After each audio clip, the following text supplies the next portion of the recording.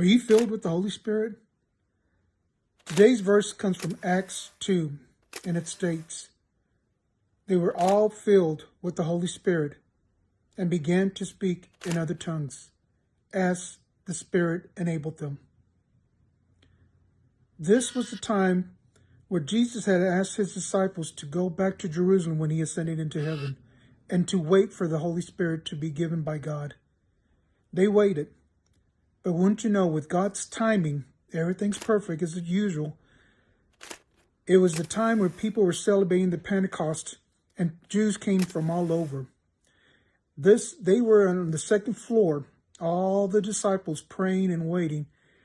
And then all of a sudden, this wind came in and they were surprised. And as soon as the gust of wind came in, it was God filling each one of them, all the disciples, with the Holy Spirit.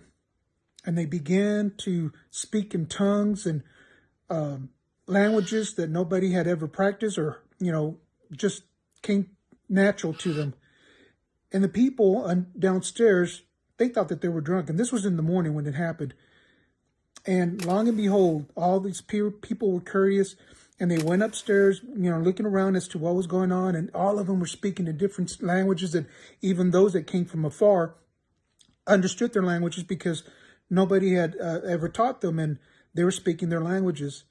So God filled everybody with the Holy Spirit. And that particular day, this was 50 days after God had risen, or Jesus had risen.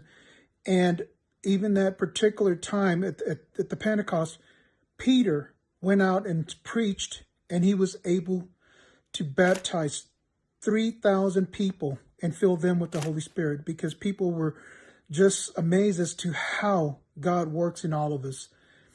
So let that Holy Spirit keep on working in us, and listen to it, and make sure that you're doing it in God's way and God's timing, and you'll be surprised what he can do for you and through you.